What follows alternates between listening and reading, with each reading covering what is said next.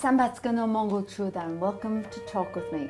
Ganzorig is the president of Mandal Insurance and chairman of Mongolia's UMC Group. He's also president of the Mongolian Financial Markets Association. Thank you, Ganzo, for being with us. Thank you very much for having me here. Yeah, it's lovely to have you on the show.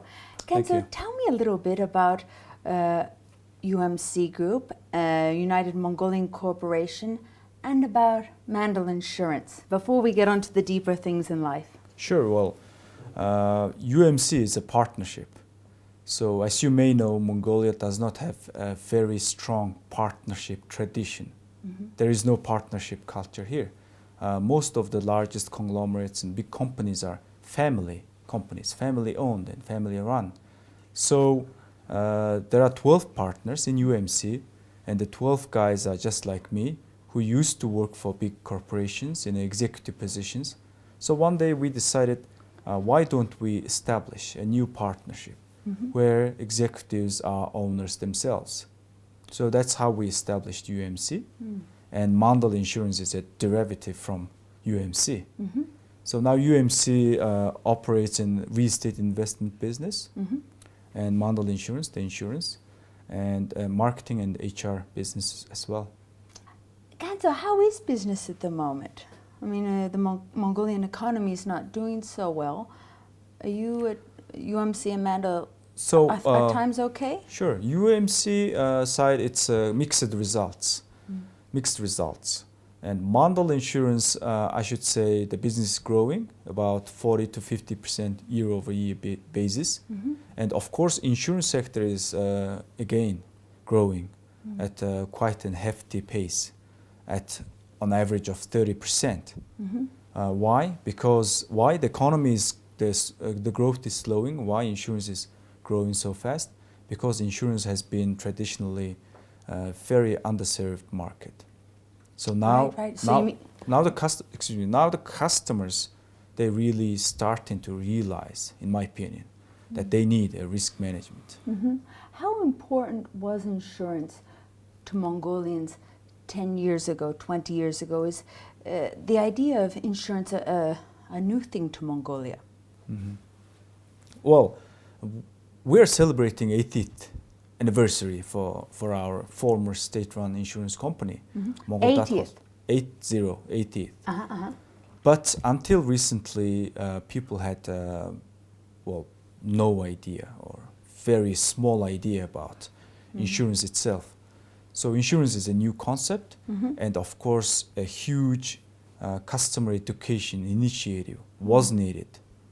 But finally, you know, the new players like Mandal and other competitors are making some efforts in that regard. So now customers are becoming, their awareness are increasing on a daily basis. Yes. Ganzorig, can you tell me a little bit about the professional clubs that you are involved in, and also about the Financial Markets Association, which you helped to form? Right. I helped to found two different clubs. One is Executive Club, and Executive Club also has a sub-club which is called Young Executives Club. And we also had co-founded CFO Club. So both clubs are about 6-7 years old now. We observed that CEOs managed to mingle with the social life, you know. They go to that conference, they go to that club, and they are invited, and they invite people, so they represent the company. But CFOs are the second most important executive position in the company, but they didn't have a social life. And social life, I mean about the professional circle, you know, professional networking, so that they could get enriched and developing themselves and sharing knowledge. So that's why we established CFO Club. Okay. You were born in Poland. Can you tell me a little bit about that and about your parents? Yeah, sure. My parents were scientists, and they were studying in Poland during the socialist time. During the socialist time, the best students, the best high school students, were enlisted to learn science in developed Eastern European countries like Poland or Czechoslovakia. So My parents were just one of them, and they learned science, but unfortunately things turned wrong for their career. How so? Why? Because the Mongolia transferred from socialism to free market economy and democracy. During their time in Poland? 1990s. No, actually they were starting late 70s. So they were working here in Mongolia as scientists, Right. working in different fields, but then science was ignored at the onset of 1990s.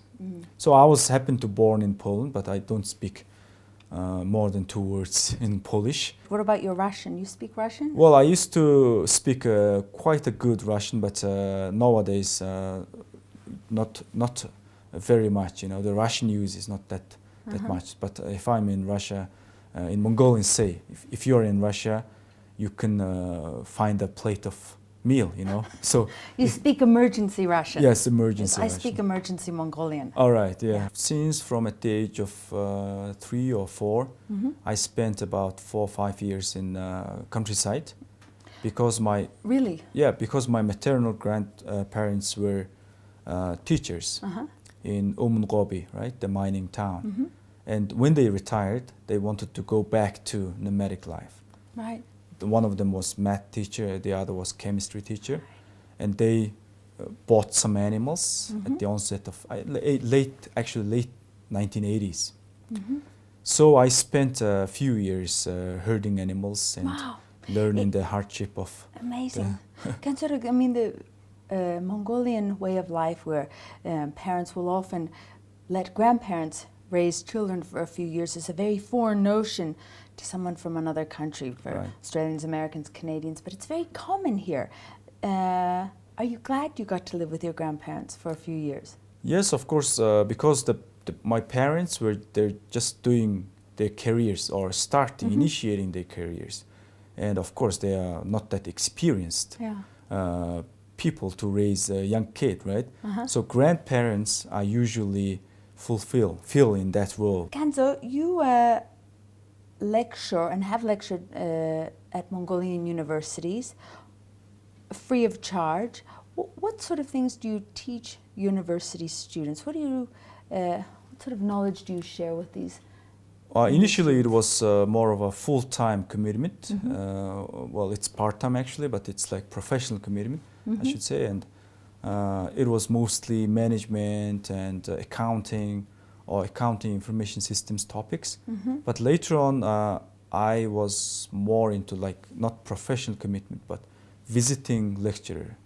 So one-off lecturing to a couple of hundred students to one of the universities. So it mostly started to shape into more of an inspirational. Yes, sort of a role model, sort of a mentor. Yes, kind of mentor role, and coming from the practical field. So students could compare between their teachers and the guy who's actually working in the markets. Yes, of course, because real life is very different from university. Yes, well, actually, yes. So they have to have understanding of both worlds. Of course. Ganzorig, you have described yourself as a local product, and I've read many of the things that you've written. One of the things that caught my attention is from your blog, you say, I'm never against people who studied at very good schools. I myself dreamed to study at Harvard. It's not the race, school, or organization that makes you smart. In your opinion, what is it that makes a man or woman smart? Well, I think simply it's intention. So I don't have to talk about a huge 1-hour lecture, but I believe it's intention, and intention shapes the person's mind. So I've worked, and I had a very lucky coincidence working with many smart people in a banking universe especially. But I have identified one trend. If you have a good intention, whether you are math superstar or super geek or you know 5 languages, it doesn't matter. If you have a good intentions, you can actually create very good, you can leave your legacy actually. Otherwise, you'll be just a smart man there and be forgotten later on. to be straightforward, self-centered intention, in my opinion, is not a good one. But if you have an intention to create something for other people, then that kind of changes the complete, the advantage of the game in favor of yourself. So if you're playing a chess, if you're playing that for your own sake, then you may fulfill 70% of your potential. But if you're playing the chess for the sake of other people, for the goodness of other people, you may achieve 200% of your potential. So that's my life experience. It's not taught from book or from someone else. Or from Harvard. I don't think it can be taught in Harvard. Of course. I don't think so. I agree.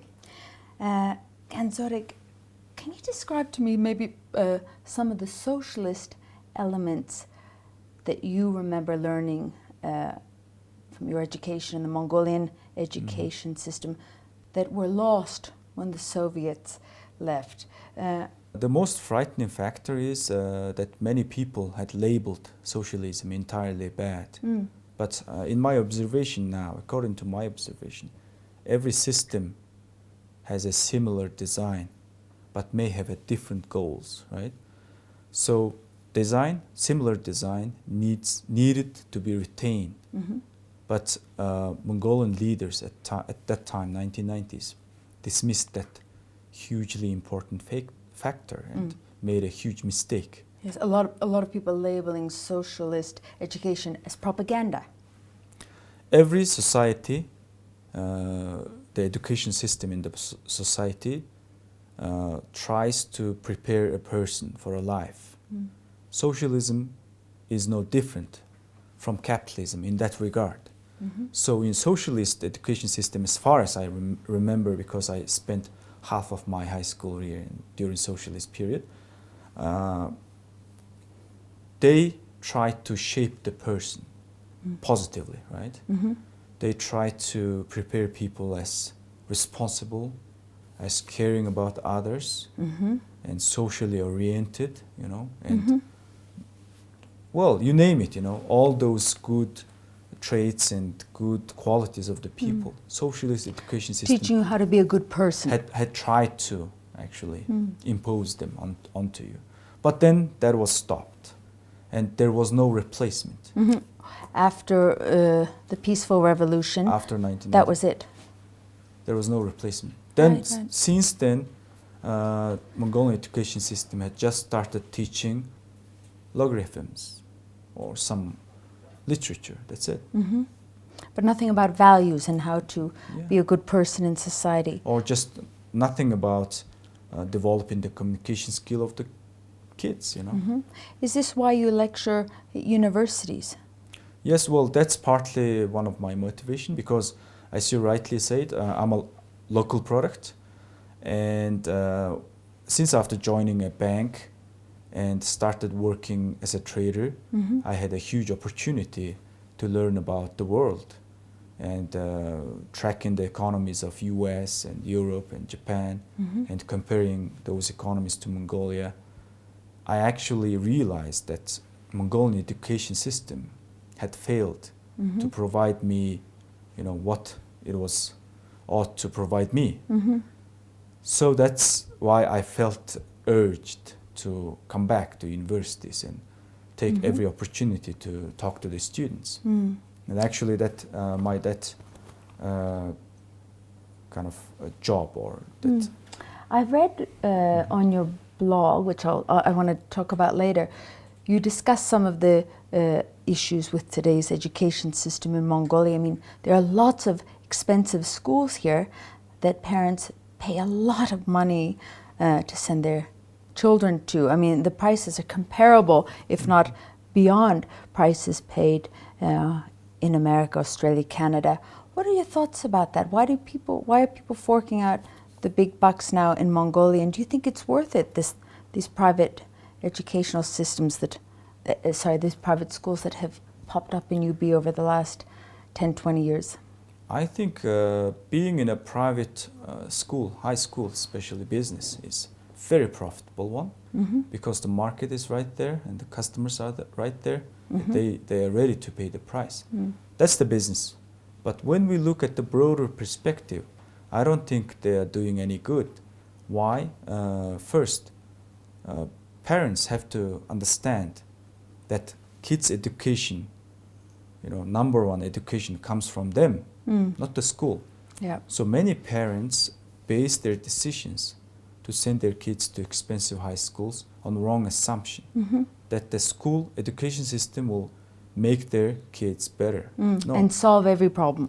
No, actually, parents retain that power, and education in school is just a supplementary to that.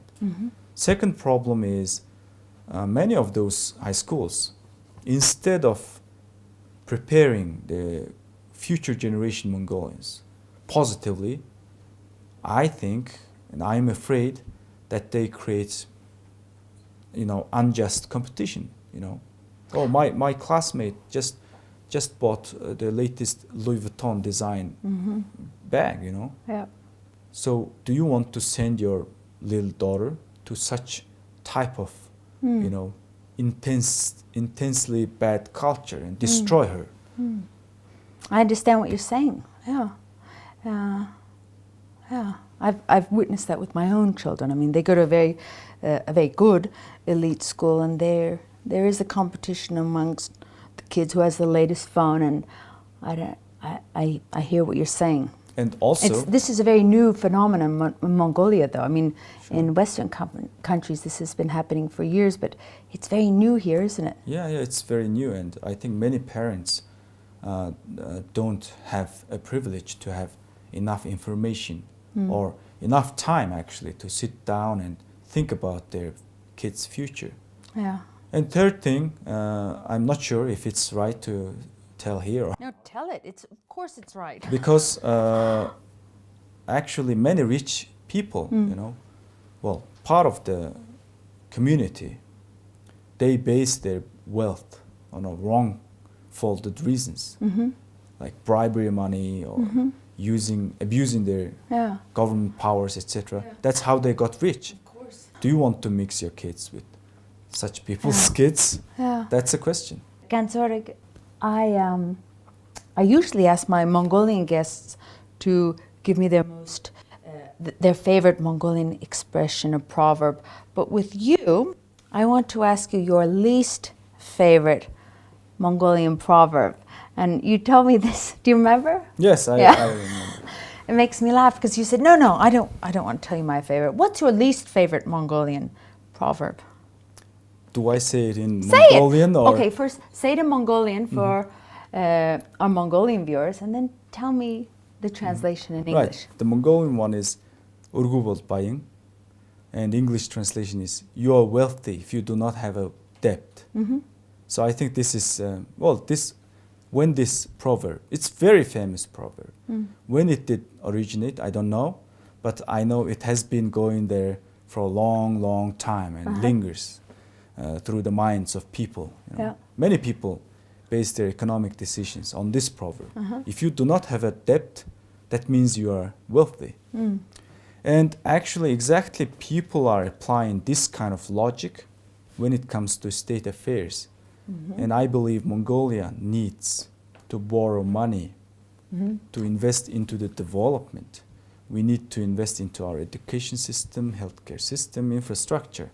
But politicians and generally the populations are afraid of borrowing money, partly blamed on this proverb.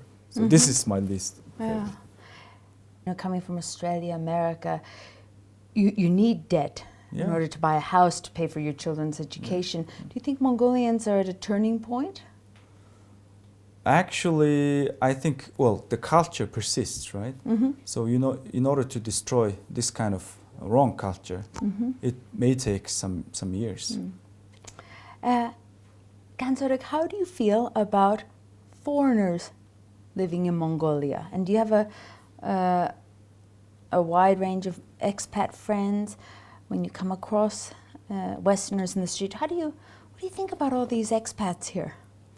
Well, I think, first of all, I think there are too few expats here. So we have to invest our time and efforts to make their numbers grow. In a sense, they will become a very good customer base for any business owner. So that's my first thought. Second, I think there is also mis-expectation, difference in expectations between foreigners and the Mongolians themselves. And many Mongolians wrongly think that foreigners are indebted for them to develop the country or to help developing the country. But in a way, in any expat working in Mongolia are directly or indirectly contributing to the development of Mongolia. But that does not mean they have to go out there and establish NGO and start feeding poor kids or teaching to the universities free of charge. That's going to be a false expectation. Mongolian development is Mongolians' problem, right? It's not expat problem. Well, on the other hand, I don't have much to say about expat mis-expectation. I think many expats come here with very good intentions, and of course they have taken some risks depending on where they are coming from. You know, the air pollution, the traffic jam, blah blah blah. You know, you name it. Can you tell me a little bit about your friend, your childhood friend, and the experience you had and how this affected you? I don't want to tell too much, right? I don't want to tell the story, but it's very moving and interesting. Well, I think I have benefited from that event or from that experience quite a lot. Can you tell it from the beginning? Sure. Actually, I had and I have now many different types of friends. Many kids tend to have their own social likings or social comfortable zones of friends, right? But my family culture was quite contrary. I had many different types of friends, and one of my friends, one of my best friends, actually was orphaned, you know, in front of my eyes. I think I was about 10, 11 years old. I remember you telling me his parents divorced, his mother left, and then his father died suddenly. Father died, and also his grandfather and his father, he used to live with them. Both of them died within a month. So 10, 11 years old boy left alone. And you know, it's a capitalist economy now. It's not socialism. State's not going to be looking after you. Not going to help this kid. Yeah, so if it was like 10 or 15 years ago, he would have been taken care by the state. But the situation was completely different, and he was lost. You know, I could not help him. And you felt helpless? Yes, of course, I could not, because I was not in a position at that time. What happened to this childhood friend? Now, you mean, or? No, I mean, after his parents died, I mean, I remember you saying he had a really tough life. No one. Well, it was a very tough life, and he spent his childhood without any family support. But he was a good kid, and he's very smart, so he didn't sway into those alcohol abuse or you know, going to the streets. He did everything. But later on, you know, because he haven't had a chance to go to attend the university, and many different other hurdles that for people like us, you and me, you know, that seem just very easy to come over. But for those types of people or helpless, you know, it's impossible, you know, huge barricades. I often feel, I mean, we take things for granted, and the situation you've just described to me, I mean, it's a very common occurrence in Mongolia. I mean, there's so many broken lives, broken families. Especially during 90s, from 1990 to 2000. Why so much in the 90s? Many families suffered big time because there was the entire system had changed.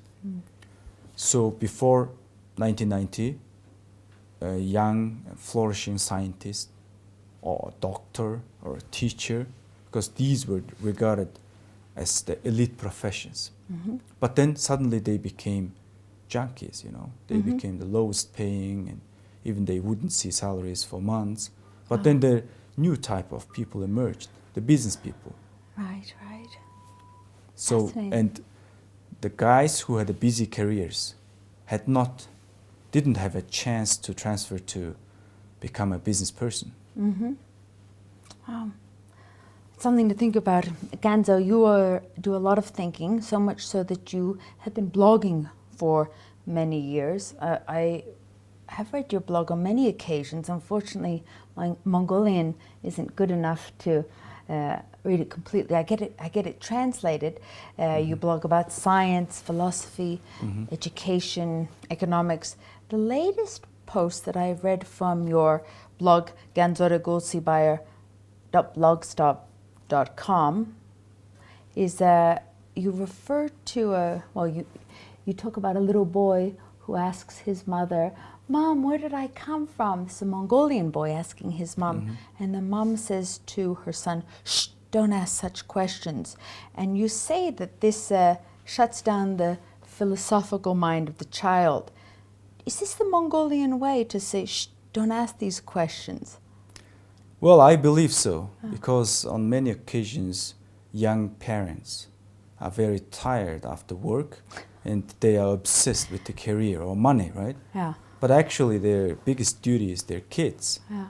And of course, kids are interested in everything because they are philosophers. So you're saying parents don't answer this question because they're tired, not because it's such a touchy subject. I mean, do you? No, I don't think so, because they just don't understand the importance of that question and the answer, the importance to the answer of that question.